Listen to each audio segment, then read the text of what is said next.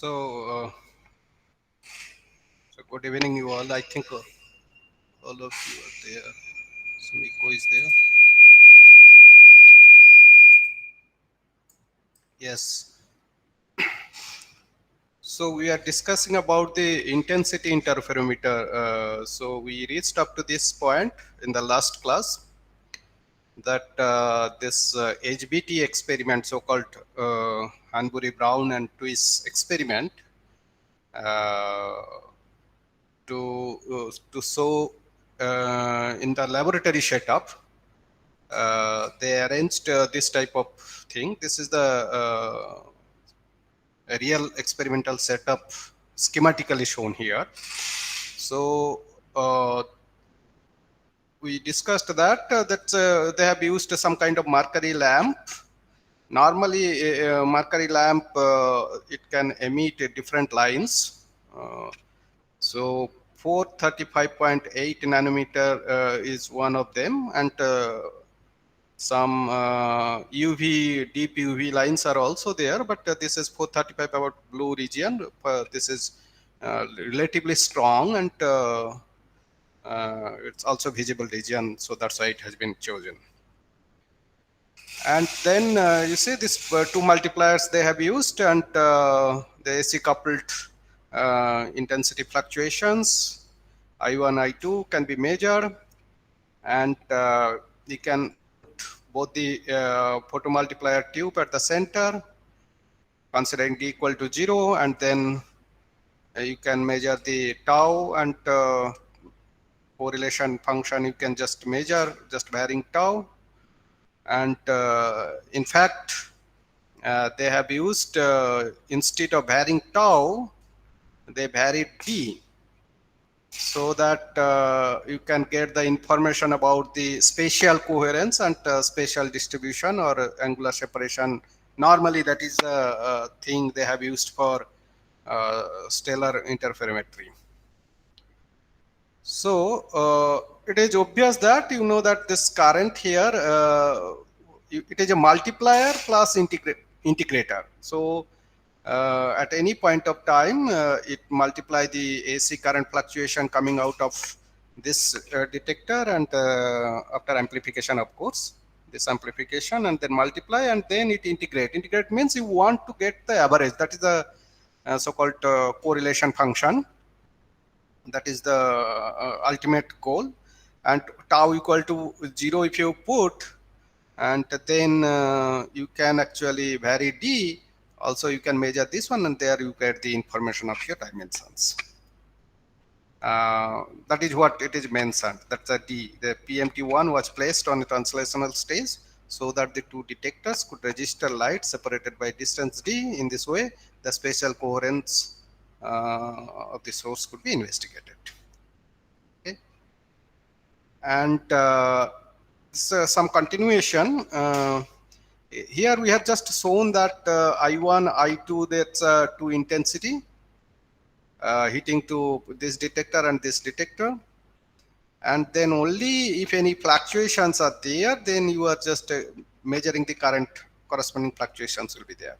Now, if you just try to show that that fluctuation is the result of basically intensity fluctuation.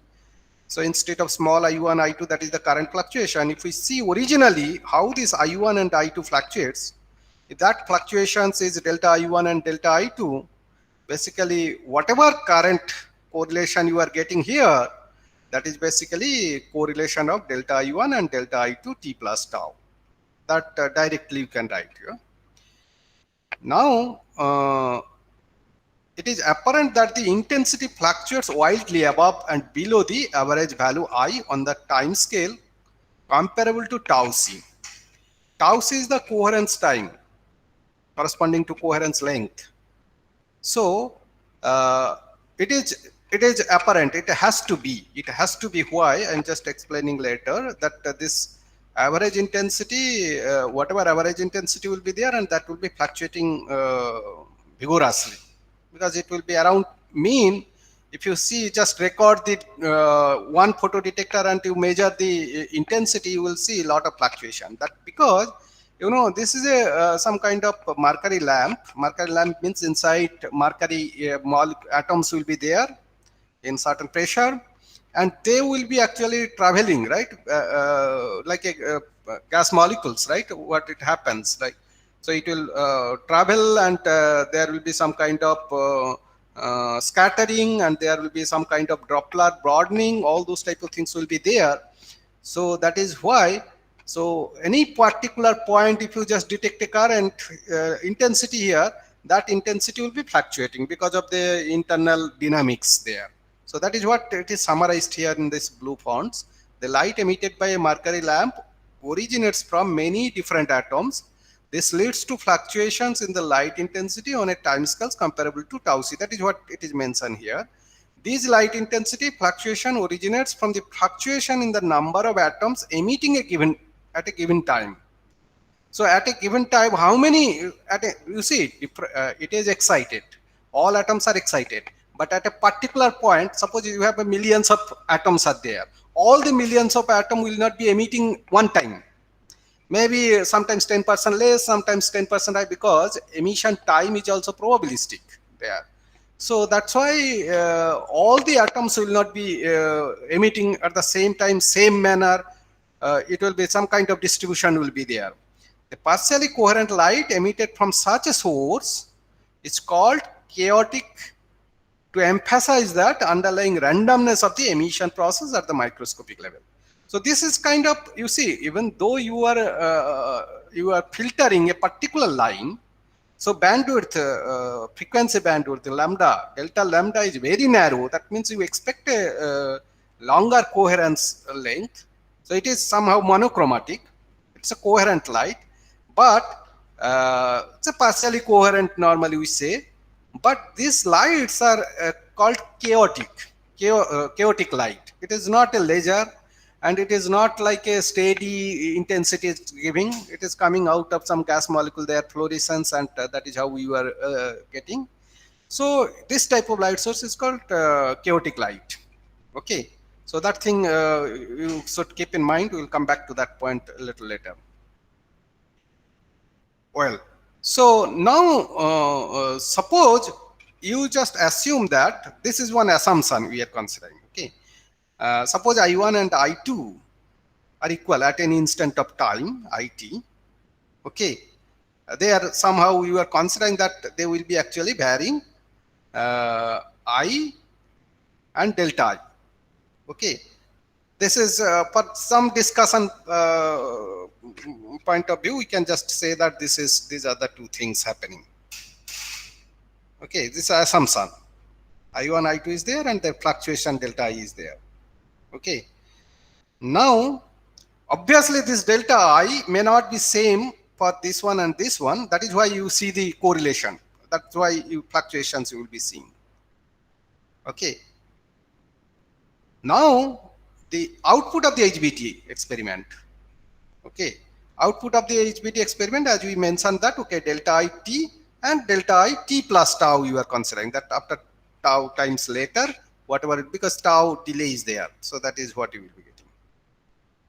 Now you see at tau equal to 0, if you just put tau equal to 0, that means delta I, both the delta is the same.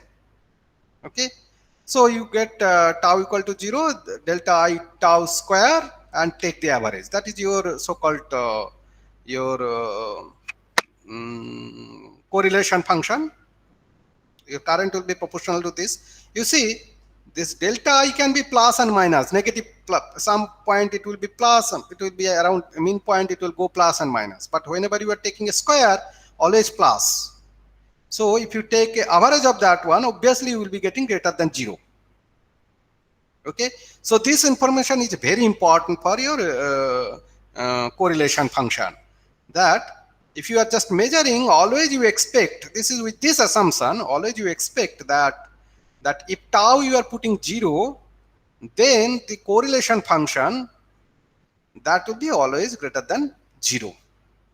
However, when tau is very large, larger than at least tau c, so in that case what will happen, this delta I tau I t plus tau equal to greater than tau c, that will be actually randomly fluctuating plus and minus, and delta I also plus and minus. So if you take average, this plus minus long time, then obviously you will be getting 0.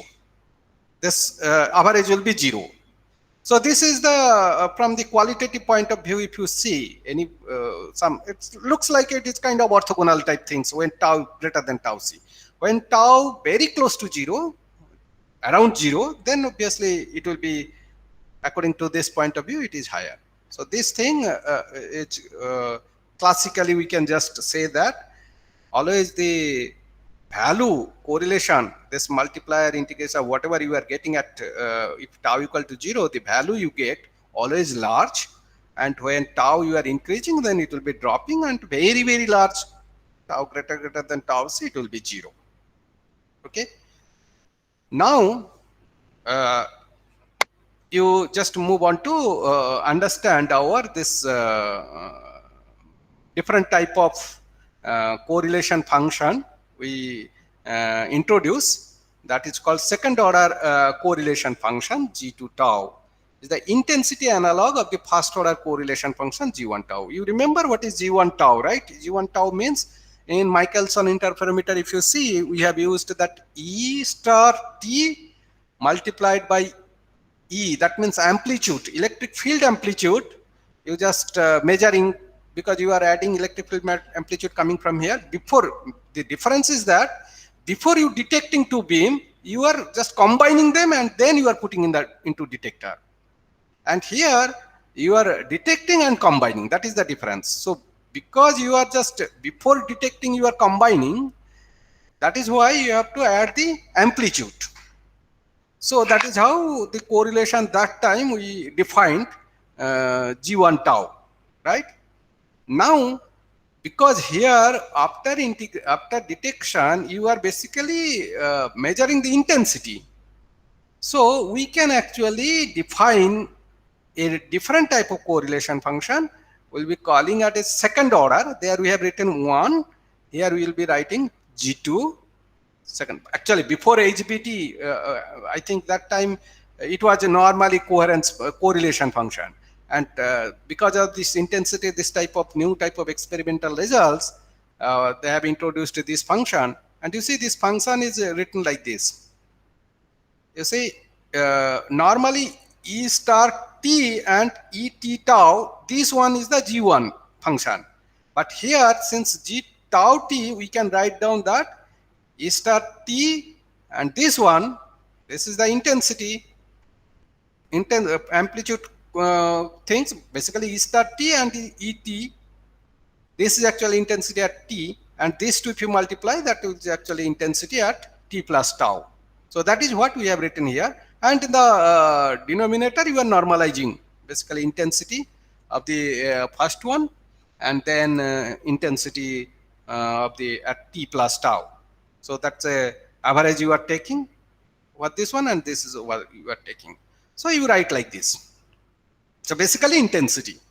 So same thing for G1 you are writing ET, and since it is amplitude, you have to consider their phases, etc. So complex amplitude you have to consider, and intensity is a real number. So nothing to do with the complexity, complex things, phase, etc. So phase information is lost here. Amplitude phase information is lost, so you get this thing. Now, let us consider a source with constant average intensity. So that's the assumption, constant average intensity you are considering. It's a average intensity is not changing, constant. So kind of laser sometimes happens like that.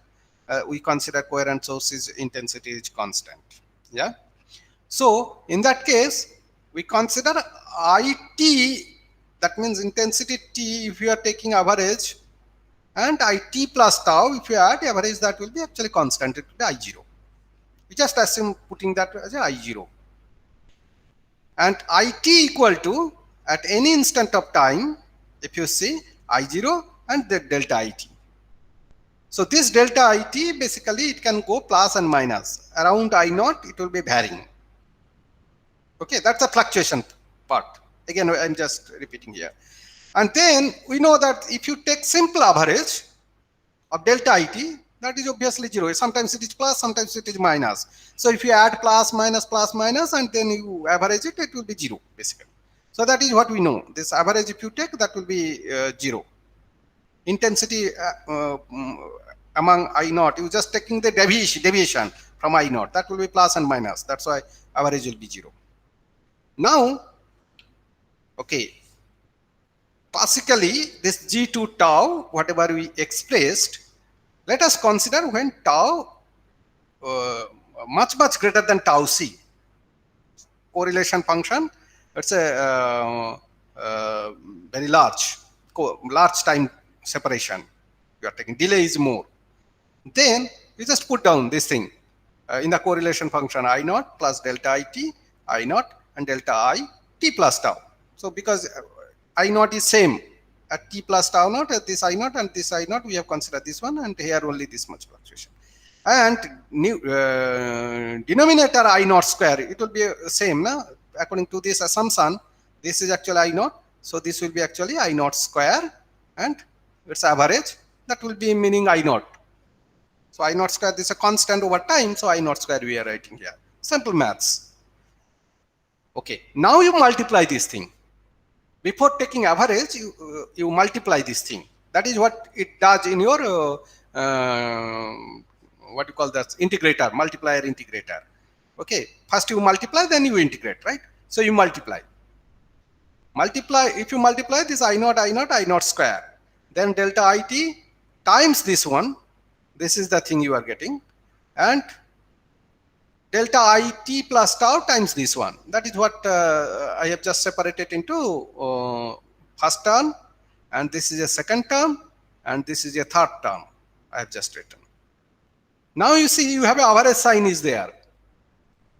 So if you see first term, if you take average, it will be I naught square. As I have written in the denominator, same way this is there. But this second term, if you average, because you know this delta tau greater than tau c, this delta I can go plus and minus. This delta IT plus tau also can go plus and minus. So if you take average of this term, that will be 0. Similarly, if you take average of this term, because of the presence of delta I, that will be also will become 0. So these two terms will become 0. So in that case, G2 tau greater than tau c, I naught square by I naught square will be there, I naught square, so this is 1. So it is clear that if tau is greater than much higher than tau c, so your second order correlation function is reduced to 1. So after a certain value of tau, if you delay increase, then you can get it will be exactly equal to 1. But when tau equal to 0, that tau equal to 0, if you put here this one, here if you put tau equal to 0, this value will be there. So you know you are taking first your square instantaneous current, light intensity, and then square it, and then you take average, and this is the I naught square. So you know that is actually can be shown using the Schwarz inequality, that this after taking your square and then average, and it is actually taking average and then square. So normally this part will be higher. It is it can be shown normally. So in that case, this G20 is always greater than 1. So that means again we prove that this second order correlation function value when tau equal to 0 is higher, and then it will be lower. So we are talking about this chaotic source like mercury lamp. So you can say that here it is shown that G2 tau, when tau equal to, this is actually tau normalized to tau c. Tau value normalized to tau c. So when tau exactly equal to tau c, it will be reduced to almost 1, and tau much greater than, it is reduced to 1 already. It is saturated to 1. But when tau is less than tau c, so it will be slowly it will be increasing, and it will be maximum only when tau equal to 0. That is, it is shown. So that is what actually the chaotic light source mercury lamp, if you are measuring also light coming from star, that is also chaotic. So you supposed to get this type of correlation function normally.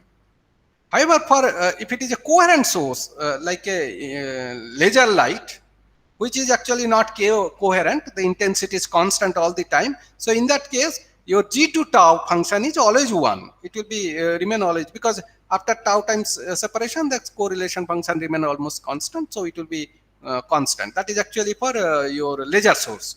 Chaotic laser source, chaotic light source, you will be getting like that.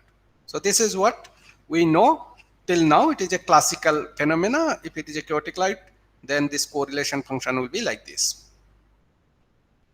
Okay, now you see, so far we are talking about HBT experiment and the intensity interferometer. Now we actually come down to our actual business, that HBT experiment with photons. And this will be, I think there are rigorous mathematical things are there, but for the moment, I think if we just discuss qualitatively, that is actually fantastically can explain what actually it is useful for this G2 function for quantum photonics application, this second order correlation. So for quantum photonics. So the experiment, this is kind of, you are just think about a thought experiment now. HBT thought experiment. Okay, what you do, you are instead of classical current, classical light, whatever you are getting from your source, if you just think that classical, it is a stream of photons. Okay, you imagine that photons are coming. So that was the whole point of argument, because this Hanbury, Brown, and Twist, they demonstrated and they were struggling to raise their money to almost 15 to 20 years, started from 15 to around 1950 to 1970, 20 years. They were struggling because they were getting a huge opposition of quantum photonics community. Because the quantum photonics community, they believed that, they believe actually whatever it is fact, that if you are considering it's a kind of photon instead of classical optics, this type of correlation function you cannot actually expect. Whatever you are getting, that type of correlation function will not be able to explain properly. Some phenomena you will not be able to explain. Okay, that is what oppositions were there, but finally it was found that that is a chaotic light, so that's why it is fine. But as long as if you have a photon streams are coming like this, for example, and you have a 50-50 beam splitter. Okay, 50-50 beam splitter is there. Now you have a two detectors, D1 and D2, and you assume that they are single photon detector. So one particular, or it can be PMT, photomultiplier tube. So one electron comes, and then you can get a gigantic pulse here and gigantic current pulse here, and then you measure here. Okay. Now, before going into this one, we just take a little bit of just semi-classical point of view, because normally, as long as you consider that light is classical, and whenever detecting, then your detection point, it is quantum mechanical. This is a quantum of energy getting thing. So that is actually classical, and photodetector is your quantum mechanical when it is detecting. So that is how all the HBT experiment for intensity interferometer that worked. Now if you see, suppose your intensity, you think about intensity, but again the intensity fluctuation means your photon fluctuation, because we have learned that a certain intensity means you can convert, if you just divide by photon energy, then you can get the photon number.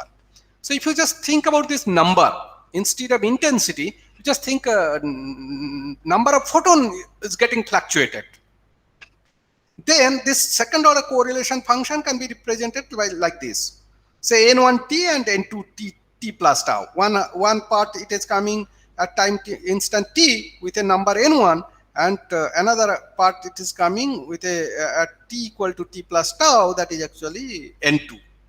Okay, two detectors, you are getting two intensity, and because of their intensity fluctuations, you can say that photon number getting fluctuated, and their number is N1 and N2, and they are also time, they can be also time dependent.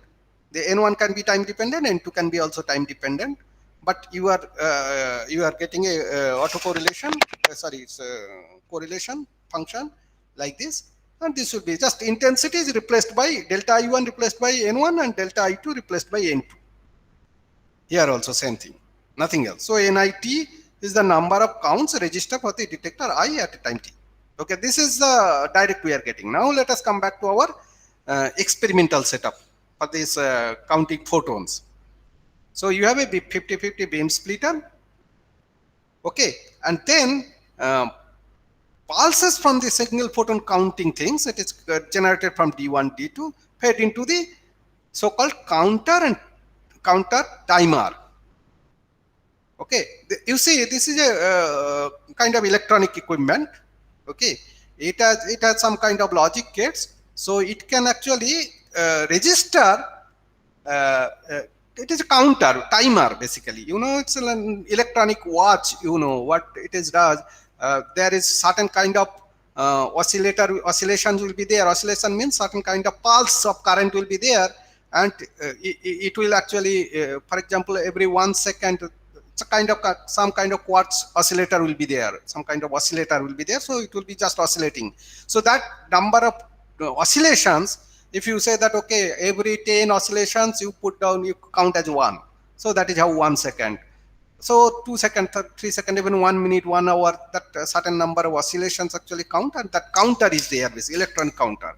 So here also like that actually. Okay, so they start and stop. It is just traditionally it is put down, because you know normally photon by photon it is coming from beam splitter, right? So you can imagine that what happens in the beam splitter first, then we can come to the other point. So for example, every photon comes, assume for the moment the beam splitter is lossless. That is easier. If it is lossy, some additional loss and additional factor will be there, but even if it is there, I think this experiment also goes well. So let us consider for the moment it's lossless. So this photon comes, you know that you never know which path it will take. Probabilistically, 50% probability will come this path, and 50% probability will be this path. So this is what we know, and 50% probability it will be detected by D2, and 50% probability by D1. Suppose one photon somehow it is coming to D1 with its 50% probability. At any point of time it is registered at D1. So once it is registered, then this start, here is electronics is there, it will start. Stop means it is actually it's kind of stopwatch. You start measuring the time. Okay, so once it is registered current pulse in, then from that point of time it is starting to measure your time.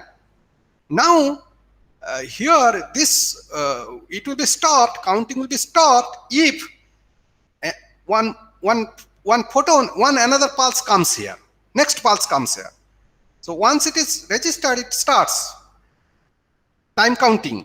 Then it will be stopped only when next pulse comes from the D2.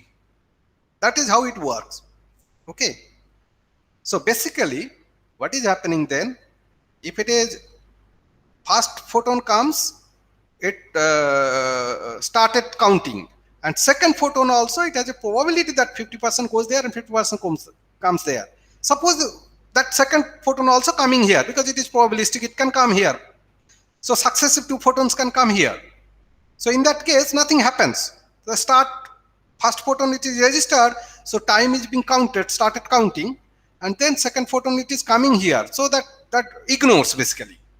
Only it will stop when next photon coming here. Okay, so that is how this type of electronics was developed that time, and you just start measuring this thing. Basically, that is the whole process. So I can actually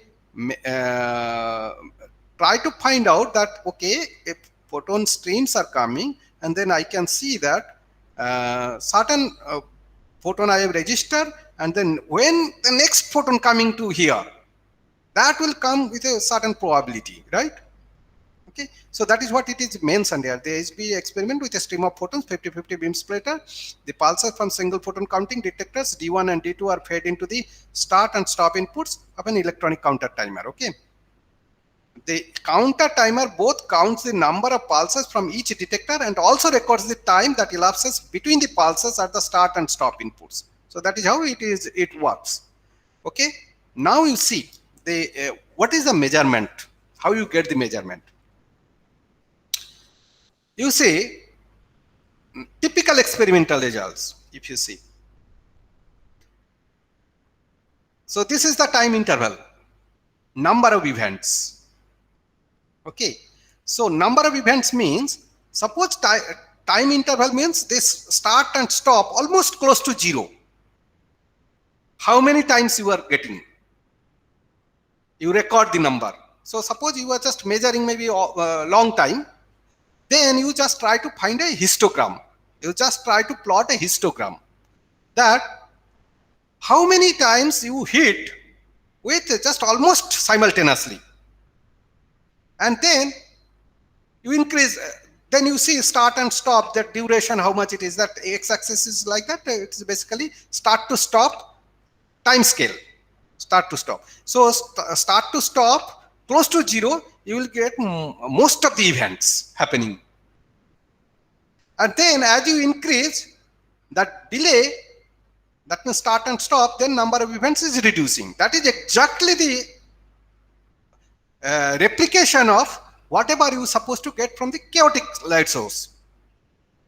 So that is what, if it is some kind of chaotic light source, if it's just coming and you are assuming like this type of thing, it will happen like that. So it can happen that, so when it is close to 0, that means it is happening almost 2 photons are coming very close to time, and they are such close that the response time of the 2 detectors, they cannot resolve. For example, they will be showing like almost same time it is coming. Okay, so that is how you can get this type of thing, and then this type of profile will be there. Okay, so this text, if you just go through, then it will be clearer. This shows that this G2 is dependent on the simultaneous probability of the counting photons at time t on D1 and time t plus tau D2. In other words, so proportional to the conditional probability of detecting second photon at time t equal to tau, given that we detected 1 at t equal to 0. This is exactly what the histogram of the HBT experiment with the detectors records. And the results of HBT experiment also give a direct measure of the second order correlation. So this is actually says that second order correlation function is similar to what you're supposed to get from the HBT intensity interferometer. You are counting, you are, instead of your timer and here, instead of whatever in this experiment you see multiplier and integrator, you are just putting a counter here, and counter also whatever it gives with a different time, and you don't need to put here delayed tau, etc., everything, because you are measuring actually photon by photon. You can measure, single photon detectors are there, so you can replicate G2 tau second order relations. Now, okay, here you see, though the histogram obtained HBT experiment is in fact proportional to this one, it does not give its exact value. Of course, that is true. It cannot be exact value. The normalization can be performed by assuming G2 tau equal to, for very long time delays. For tau is greater than tau c, then you know that that will be 1. So if you put here, this is actually 1, then with respect to that, how much it is increasing, then you can get what is the value of G2 tau. So that is what it is mentioned here. Okay, now you just think a little bit. Okay, there is a chance also, if you are just, that is actually contradiction with the HBT original experiment. So it can happen that if these photons are far apart, okay, their separations are 1 by 1, you are counting, you are somehow it is coming, some source is sending such that no 2 photons can come very nearby.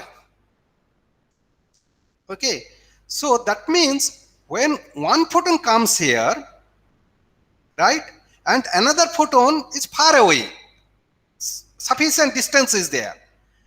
Then what happens? This photon will register here, and it starts counting the time, and then second photon, if it is coming here and not together, then what happens? That can come this side or that side. If it is coming that side after a certain time, then obviously that will be registering at some other time, not exactly almost same time. Some tau will be longer. So at tau equal to 0, you will not see that both will be hitting together. Coincidence will not be there if they are separated sufficiently. So in that case, if that is the case, so what we can get, this G2 0 at tau equal to 0, it will be less than 1. So that means if your photons are separated sufficiently in a regular interval or something like that, then there is a chance that G2 0, normally we have shown earlier that in this expression here, if you see G2 0, either 1 or more than 1. For laser source it is always 1 flat, but for chaotic it is more than 1. But if you just think about photon, there is a chance you can get here that you can have a source, something like that, where this G2 0 will be less than 1. So that is what is the main argument, that if that is photons are coming one by, because a distant star is coming very irregularly, then this type of things happens, then it is a negative value. You cannot get that second order correlation is maximum at 0, and then it will be reducing. So that is actually cannot be explained classically. Classically, whatever we discuss with intensity, etc. So this less than 1, you cannot really explained classically.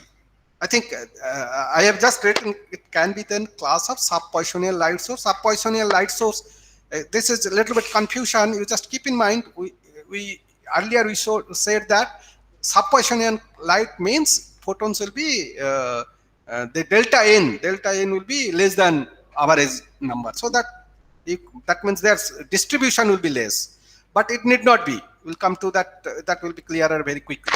Okay. So this is the photon by photon. If you are considering that they are far away, there is a chance that you can get this one, which cannot be explained classically. This is just something you are considering only photon by photon incoming, and then you are just counting. Then you can end up that this type of results may be possible. There is a chance that you can get this one, but this is from our classical point of view, that is never possible. That cannot be explained. So this kind of quantum phenomena. Okay. So based on that, that time people thought that okay, we can divide the light source in 3 different categories now, depending on the G2 measurement at 0, at tau equal to 0.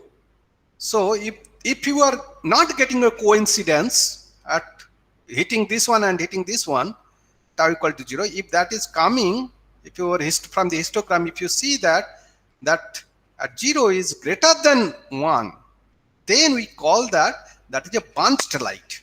That means 2, 3 photons, 4 photons, a bunch of photons can come all together in a bunched way. And then if there are 50 photons are coming together, there is 50% probability here, 50% probability. So 25 come here, 25 come here. So start and stop, they will trigger at the same time, tau equal to 0. So in that case, it will be higher. That type of light, if it is there, that is called bunched light. So that is basically chaotic lights or something like that. This type of things, intensity variations will be there. So photon here, where intensity more, there will be bunched, photon will be bunched, and there will be fewer photons. So it's kind of intensity is converting into photon number, then you will be seeing that that type of situation can happen also. But coherent light source, as I said, that should be 1. And sir, so can you tell that sub-Poissonian light source are the anti-bunching photon source? Say it again, I can't hear you. Can we say that sub-Poissonian light source are photon anti-bunching source? No, that is what I will be discussing. That is actually that is basically not same thing. Okay, I think there are a lot of experiment. I will be discussing that thing. So here just you see that subpositional light, that is one part, will be coming to that point later. We know that subpositional things actually cannot be explained classically. That is one way, because delta n, again for semi-classical point of view, when discussed that time, we say that delta n can be exactly equal to n bar when it is coherent light source. Intensity is constant, right? Square root of n bar. Standard deviation delta n is square root of n bar. That is a coherent light source. And then thermal light, we have shown that this delta n will be much larger than the n bar, right? And then there is a chance that if you are just considering photons, there is a chance that you can get delta n less than square root of n bar. So if that happens, that classically you could not explain there. That is how we say that that is actually subpositional light. But here also, whenever we see that photon by photon, we are counting for your counter timer correlation, second order correlation, we are just experimentally we are thinking. Here also, when we say that if something we get, if we are considering photons, there is a chance that you can generate that type of photon streams. And in that case, that type of stream cannot be explained classically also. Because classical treatment, semi-classical intensity, and then photodetector, then we integrator, everything, we cannot explain that one. So it is a different type of situation.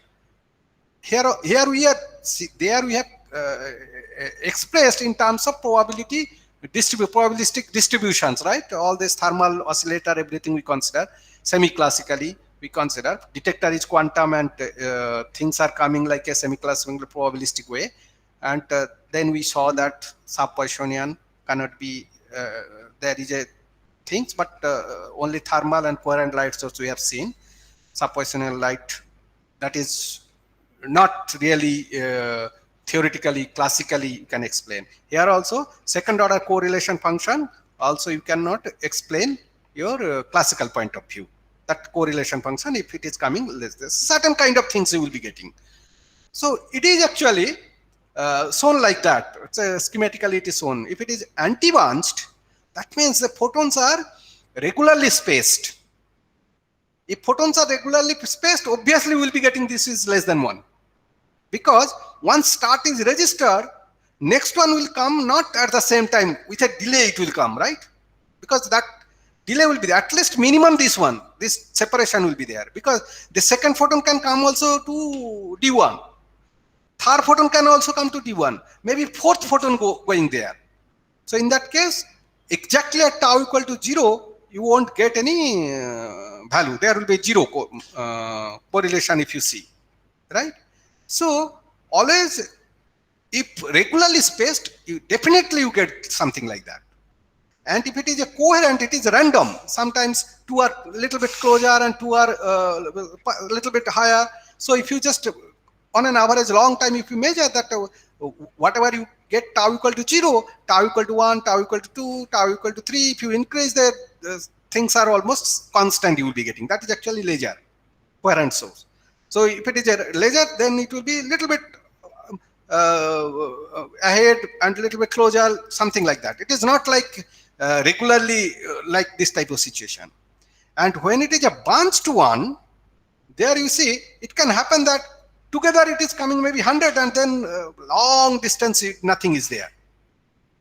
And again coming like this and again together. So if it is coming like that, always there is a chance that you will be getting a tau equal to 0, that one photon coming here, another photon coming, or two photon coming here, two photon coming here within a very short distance. So close to tau equal to 0, you will be getting greater than 1. So that is actually bunched. That is actually chaotic light source. It's looking like that. And coherent, it is always 1. But anti-bunched, if this type of things are happening, you are definitely getting this thing. So now question is whether this type of thing can you really generate. That means, can you really generate a photon like this, right? Regular things. So basically like a single photon source, right? Exactly, we are coming to that point. Basically this type of things, if you can generate in a controlled manner, that one photon by another photon, that is actually called single photon source. First of all, you have to know that whether it is coming like that, this is anti-bunched, you have to prove that this one equal to less than, this G2 measurement should show you less than 1. Whenever you are developing some source, first thing what you do, you just do this type of measurement setup. And if you find that G2 0 equal to less than 1, that means it is your anti-bunched light source. At least you confirm that that is anti-bunched light. Okay, and from there you can actually consider that a single one particular photon you can really isolate. You can really manipulate and you can use them for a particular time being. You can say that within that time being this photon is there. Okay, so that is how that's why this particular function, this G2, the second order, any source nowadays you see, that is actually very useful parameter, and this experimental setup is very, very useful for quantum photonic application. At least if for quantum photonic application you need a single photon source. So quantum information technology, quantum particularly QKD and computation, etc. So in that case, first thing you need a source, and then second thing is that that source, whether it is a single photon generating or not, like anti-bunched things generating or not, that you have to check. Okay, and then afterwards their state, everything, all more complex functions, quantum photonic, so-called quantum computation, etc. Quantum states manipulation, everything, that is the next thing. Okay, so here it is shown that I have given two things. That is what the sub-Poissonian light source is giving. So the experimental observation of photon anti-bunching is purely quantum effect with no classical counterpart. There are two possible forms of anti-bunched light can be produced. I think there is actually experimentally, theoretically, purely whenever you are just considering your light as a quantum mechanic, that we'll discuss also, like your this creation, annihilation operator, everything, if you are just using that, I will come a little while later. And there also you can show that this type of source, this type of second order relationship is there. So one type of source is like this type of second order correlation, another is something like that. So initially it will be less than 0, less than 1, close to 0, and then it will be saturating to 1. And another thing is that for a certain tau, it's a kind of correlation will be increasing, and then again it will be merging too. So I think some of these experimental real device fabricated and found that this type of results are there. So anti-bunching and sub-Poissonian, that is what I think you are asking, that is that correct? That's why actually a lot of research happens also. So first thing is that it's one Indian, though he was in US, Surendra Singh. So in 1983, okay, he showed that with method. If you are interested, you can read that, because we don't have much scope to go into that details to study those things in this course. But if you are interested, you can read this paper. It is available in Optics Communication, only just 4 pages. The conclusion part is that the photon counting statistics can be either super or sub-Poissonian, even though the photons always exhibit anti-bunching. So even if it is anti-bunched, according to your second order correlation measurement, it can be sub-Poissonian, it can be super-Poissonian also, because sub-Poissonian, super-Poissonian means you have to see that whenever you are measuring for a particular sample, then average photons you are supposed to get, what is their deviation? Their deviation can be there, but it can be still anti-bunching, because they are sufficiently large distance, but there it is not that average number is for a particular length of beam if you measure, that can come either sub-Poissonian and super-Poissonian. So he has shown theoretically that one. That is possible. The anti-bunching means it can be sub-Poissonian, it can be super-Poissonian. Only thing is that their separation can be different. That is true. And then in 1990, Zhou and Mendel, this is a very famous paper. So he showed that this is actually just a 2-page paper, but very nicely written, and it also this paper also refer this one. It concludes it's a completely different thing. Sub-Poisson counting statistics need not be associated with anti-bunching, but can be accompanied by bunching. So again, whatever it is saying that this super and superpositionian and subpositionian both can be part of anti-bunching category. And here it is saying that subpositionian, you are just concentrating on subpositionian. Subpositionian can be also need not be associated with the anti-bunching, but can be bunched also. So subposition can be anti-bunching and can be bunched also. So these two famous paper, it is showing, and it is categorically saying that this subpositionian statistic and anti-bunching are distinct quantum effects. So there, even though actually why that comment came, because before that, till 1990, a lot of experiment done. Before that, people were just believing that basically anti-bunch light means basically subpositionian light. But later on, it is found that okay, they are completely two different quantum electrodynamics phenomena. Particularly the bunching, why bunching should happen, because you know they are bosons. They are not like a fermions. Bosons can stay together even though their energy same at a particular point. Large number of photons can club together, and the normal tendency of any light source, they are to be bunched. Only lasers, some kind of coherent source, but they are also, you can see that it will be coming like a bunch, because at t tau equal to 0, you get something together also. So that is the natural tendency that photons, any source you generate, natural tendency that bosons, they like to be together. Somehow they tend to be bunched. That is actually because of the bosonic nature. Okay. So I can stop here probably. I need one more class to complete these things. I think whatever I'll be discussing till tomorrow, that will be covered in your quiz 1. And so I'll be discussing a couple of slides more tomorrow, and then yeah. So day after tomorrow, maybe I think you can have a doubt clarification with your assignments, and 10th as usual we will have exam. Okay, fine. If you have any questions, you can just ask me, otherwise I stop.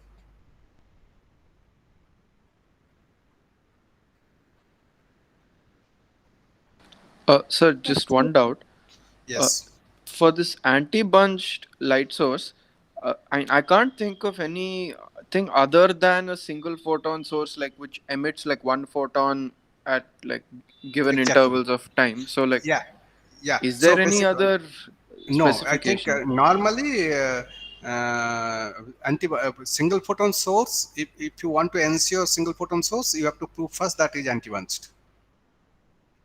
Okay, it's a necessary condition. Necessary condition. Okay. And anti-bunching, that is why G2 is the important. If you claim that I have designed a single photon, I have demonstrated single photon source, then you have to prove first that show me G2 equal to 0 or less than 1 at tau equal to 0. So this HBT experiment is very, very crucial. You have to develop HBT experiment. And that's for that you need only this single photon detector, high efficient single photon detector. So those are the challenging tasks nowadays for quantum photonics technology point of view. You have to have a very high efficient single photon detectors available today, but very, very expensive, efficiency low, and certain conditions, a lot of things are there. So that area is flourishing now. I think next decades, few decades also, that will continue to improve, because that actually everything depends, the application superiority depends on the single photon source and single photon detector. These are the two things very important, and once that is ensured, operating in room temperature, very good one, then rest of the things is just linear optics.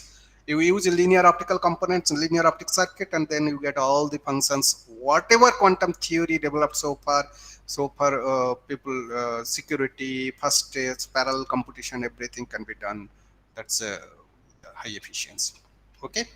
All right. Thank you. Sir, could you explain this graph in the slide once again? This one? Yeah. So this you see that it is actually as I say that this G2 should be less than 0, no? If it is, if your photons are coming one after another far away, so one photon coming here and registering start, next photon that is far away, right? Little distance is there. So even though it is passing here, going here, hitting D2, so that means exactly at tau equal to 0, this signal and stop signal, this signal will not register together. So that is called actually anti-bunched. When photons are actually anti-bunched, they are not coming with in a bunched way. They are separated, well separated. And if they are regularly separated, for example, like that, certain distance is there. So if this type of stream is coming, then you will never get any coincidence measurement, right? Simultaneously, this detector and this detector will not hit. Because one photon coming here with 50% probability, suppose coming here and it is registering here. The next photon either comes here or goes here. Even if it goes here and measuring, that delay time is there because they are well separated. So that is the reason when you measure this G2, always you will be getting at tau equal to 0, that means delay equal to 0, you will not get coincidence counting. That means correlation, that second order correlation function will be 0 at tau equal to 0. But as you increase the tau value, there is a chance that your correlation will be increasing. Little bit tau increasing, okay, next photon may be coming there. And then this thing will be going here and ultimately it will be reaching to 1. So there are actually at tau equal to infinity, whatever you get, that you normalize to 1. Okay. Then with respect to that, you see as you decrease your tau value, whether your G2 value is increasing above 1 or it is less than 1. Any source you get above 1, that is a natural, classical you can explain. But this lowering one, that is what we are getting from our quantum photonic thought experiment. So that type of situation can happen whenever I am considering photon like a quantum. It is not an intensity. It is a one by one coming. Then I get all this type of situation. These three different situation I can expect. These two situations we could explain classically. But this one, we don't have any classical theory for that. This type of expectation is there. That is what I tried to explain this thing. Okay. Now I will be explaining that how people achieved this anti-bunched source and single photon source. Okay, And so also, sir, for classical light, how is this G2 of tau measured? It is based on that intensity calculations itself. exactly. That is a classically. So here, if you see, till here I was writing classical optics. All these things, Yes, sir. because I am just considering intensity. Now, quantum photonics, second order relation, considering quantum photonics, meaning light is considered as a stream of photons. Earlier we are considering it is just intensity and you are detecting only like a detector like one photon, like a semi-classical way you are explaining those type of thing. But when you consider light is a stream of photon and you are detecting also like a photon, then you can come to a three different type of situation. Because photoelectric effect says that a light is a stream of photons, right? So if we consider just intensity, we are just not considering that it is a quantum of energy is there, just intensity. Maxwell's equation, E cross H. That's the difference. So here quantum photonics, once we consider quantum point of view, then you will have this type of situation. So if this type of situation, that means anti-bunched situation is there, that type of particular things, this is well separated, your detector can isolate them, you can detect them distinctly, you can use them for different type of application also. Got? Okay, sir. Yeah. So we'll continue tomorrow. Sir, could you share the slides? Tomorrow evening, I'll, after the class, I'll go, because I want to send you all together.